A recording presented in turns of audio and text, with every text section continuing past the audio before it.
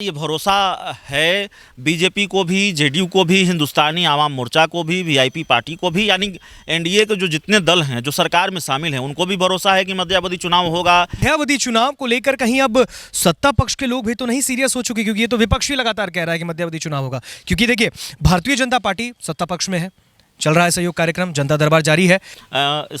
इस तरह की तस्वीरों के, इस तरह की मुस्कुराहट के अपने मायने निकाले जाते हैं और हम जिस पेशे में हैं बतौर पत्रकार हम चीज़ों को उसी चश्मे से देखते हैं, उसी नज़रिए से देखते हैं।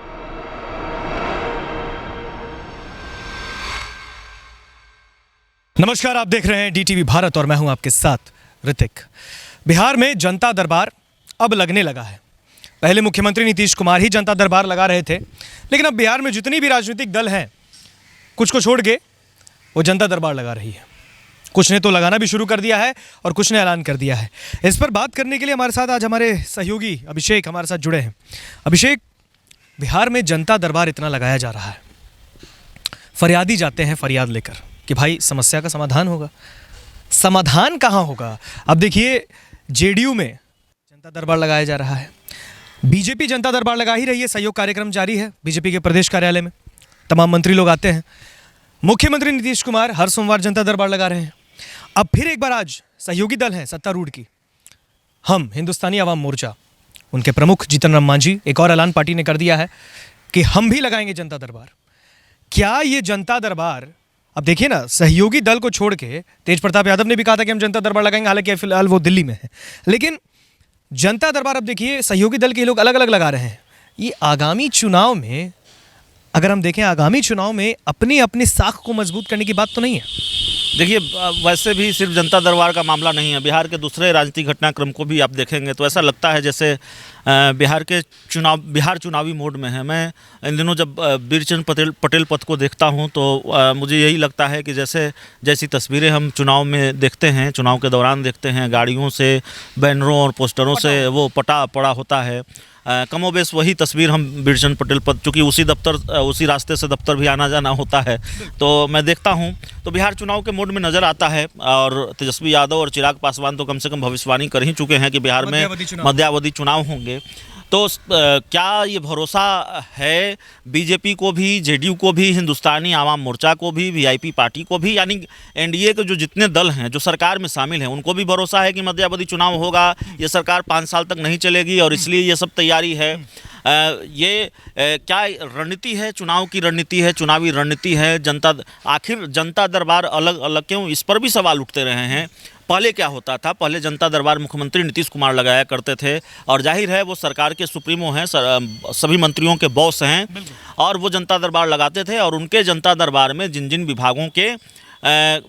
विभागों को लेकर जनता दरबार लगता था उन विभागों के मंत्री होते थे। आज भी ऐसा ही होता है, ठीक है। अब परिवहन विभाग का मामला है तो परिवहन विभाग के मंत्री उस जनता दरबार में मौजूद रहेंगे। सवाल यह है कि जब ऐसा होता है तो फिर किसी मंत्री को अलग से जनता दरबार लगाने की जरूरत क्यों है? दूसरे सहयोगी दल अलग अलग जनता दरबार क्यों लगा रहे हैं? ये अपने आप में बड़ा सवाल है और यही सवाल इस जनता दरबार को राजनीति से जोड़ता है, चुनाव की तैयारी से जोड़ता है और उन भविष्यवाणियों से जोड़ता है जो बिहार में मध्यावधि चुनाव को लेकर किए जाते रहे हैं दूसरे राजनीतिक दलों के नेताओं की तरफ से। मध्यावधि चुनाव जो लगातार, आप देखिए, नेता प्रतिपक्ष ने दावा कर दिया था मध्यावधि चुनाव होगा, तैयारी कर लीजिए। चिराग पासवान ने कह दिया कि अब बिहार की सरकार उब चुकी है, मुख्यमंत्री नीतीश कुमार से मध्यावधि चुनाव होगा, तैयारी कर लीजिए। मध्यावधि चुनाव को लेकर कहीं अब सत्ता पक्ष के लोग भी तो नहीं सीरियस हो चुके, क्योंकि ये तो विपक्ष ही लगातार कह रहा है कि मध्यावधि चुनाव होगा। क्योंकि देखिए, भारतीय जनता पार्टी सत्ता पक्ष में है, चल रहा है सहयोग कार्यक्रम, जनता दरबार जारी है। इधर हिंदुस्तानी आवाम मोर्चा ने कह दिया, मुख्यमंत्री तो जेडीयू की तरफ से, देखिए जेडीयू के सुप्रीमो वही है, सब कुछ वही है, क्योंकि राष्ट्रीय अध्यक्ष ललन सिंह भी कहते हैं, पूर्व अध्यक्ष भी कहते हैं आरसीपी सिंह, कि जेडीयू में जो भी हैं वो सर्वे सर्वा मुख्यमंत्री नीतीश कुमार हैं। नीतीश कुमार भी जनता दरबार लगा ही रहे हैं, हालांकि बिहार की जनता से एक डायरेक्ट कनेक्शन उनका होता है। लेकिन अब ये देखिए ना, सहयोगी दल में ही दो अलग अलग पार्टी जो कि सहयोग में है, वो भी जनता दरबार लगा रही है। यानी कि अब कहीं विपक्ष की बातों को सीरियस ले चुकी है क्या सत्तारूढ़ पार्टी?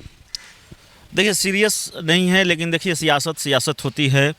अगर हमें भी ये आसार नज़र आता है कि बिहार चुनाव के मोड में है और बिहार में शायद विधानसभा के चुनाव हो सकते हैं या फिर बिहार में कोई बड़ा खेल हो सकता है जिसका दावा बिहार के कई विपक्षी दल कर चुके हैं, तो जाहिर तौर पर राजनीति में तो बिना आग लगे धुआं उठता नहीं है और कहीं ना कहीं इसका एहसास तो बिहार के सत्ताधारी पार्टियों को ही होगा। मुकेश सहनी अगर बीजेपी की मुखालफत करके यूपी में चुनाव लड़ने जाते हैं और उनको बीजेपी ये नसीहत देती है, बीजेपी कोटे के मंत्री ये नसीहत देते हैं कि आप आसमान में थूकने जा रहे हैं, आप को बिहार संभालना चाहिए, पहले आपकी नई नई पार्टी है, तो सब कुछ ठीक तो नहीं चल रहा है सरकार में। एक मंत्री दूसरे मंत्री को अगर दलाल कहता हो तो सब कुछ ठीक तो नहीं चल रहा है सरकार में। और जेडीयू अगर ये कह रही हो, जेडीयू के बड़े नेता ये कह रहे हों कि बीजेपी को हम मुंहतोड़ जवाब देंगे, उसने पीठ में खंजर भोंका है, तो ऐसे में ये सरकार 5 साल तक चलेगी ये कहना मुश्किल है। ये अल्प आयु वाली सरकार है, जो हमारी समझ है घटनाक्रम को देखकर तो हम यही अनुमान लगा सकते हैं कि ये अल्प आयु वाली सरकार है, दावा चाहे जो कुछ भी हो, और बिहार चुनाव की ओर बढ़ रहा है। तो कहीं ना कहीं, और ये सिर्फ हम नहीं कर रहे हैं, सत्ताधारी पार्टी के नेता हैं, पूर्व विधायक हैं, श्याम बहादुर सिंह नीतीश कुमार के काफ़ी करीबी नेताओं में से हैं, उन्होंने मंच से कहा था कि जेडीयू बीजेपी की दोस्ती कब तक चलेगी पता नहीं है, जेडीयू को मजबूत कीजिए, नीतीश कुमार के हाथों को मजबूत कीजिए, और ऐसे कई तरह के बयान सामने आते रहे हैं। नीतीश कुमार के हाथों को मजबूत कीजिए। बीते दिन जब दिल्ली में मुलाकात हुई थी प्रधानमंत्री नरेंद्र मोदी से जातीय जनगणना को लेकर, सीएम ने एक बात कहा था, जातीय जनगणना होकर रहेगा, हम एकजुट हैं, हम एकजुट हैं, इस मुद्दे पे हम सब एकजुट हैं। इतना बड़ा बयान, क्योंकि जब देखिए बीजेपी के अपने ही मत थे, हालांकि केंद्र सरकार की तरफ इस तरफ जातीय जनगणना बिहार में कराने का रुझान नहीं था, लेकिन मुख्यमंत्री खड़े हैं और यहाँ पर विपक्ष भी सपोर्ट में है कि मुख्यमंत्री जी आप दिल्ली चलें, हम भी चलेंगे और जातीय जनगणना पर बात होगी। देखिए दिल्ली जाते हैं और वहाँ पर देखिए तस्वीर सामने आती है कि मुख्यमंत्री नीतीश कुमार और तेजस्वी यादव बहुत देर बात करते हैं। बहुत ऐसा लगता है देखकर कि एक चाचा भतीजा का बात चल रहा है। उस तस्वीर को देखकर ये कह देना थोड़ी जल्दबाजी हो जाएगी कि नीतीश कुमार तेजस्वी यादव के साथ जा रहे हैं, लेकिन ऐसी तस्वीरें जब सामने आती है, तेजस्वी यादव एक भी मौका नहीं छोड़ते मुख्यमंत्री नीतीश कुमार पर निशाना साधने का, उन पर हमला बोलने का, और वो न सिर्फ नीतीश कुमार के साथ मुस्कुराते हुए बाहर निकलते हैं, बातचीत करते दिखते हैं, और नीतीश कुमार को थैंक यू भी बोलते हैं, उनके प्रति आभार भी जताते हैं। तो जाहिर है कुछ ना कुछ तो बात है, कुछ खिचड़ी तो शायद पक रही है। इस तरह की तस्वीरों के, इस तरह की मुस्कुराहट के अपने मायने निकाले जाते हैं, और हम और हम जिस पेशे में हैं, बतौर पत्रकार हम चीज़ों को उसी चश्मे से देखते हैं, उसी नज़रिए से देखते हैं। राजनीति के हर घटनाक्रम पर हमारी पैनी निगाह होती है और हम अपनी समझ के अनुसार अपना नज़रिया तय करते हैं कि अगर ये हो रहा है ऐसी, और एक पृष्ठभूमि भी होती है जिस पर हम नज़र मारते हैं, थोड़ा फ्लैशबैक में जाते हैं और सब कुछ समझते हैं, तो ये पाते हैं कि नहीं, राजनीति में अगर इस तरह से होने लगे तो समझिए कि वो भविष्य की सियासत के संकेत हैं।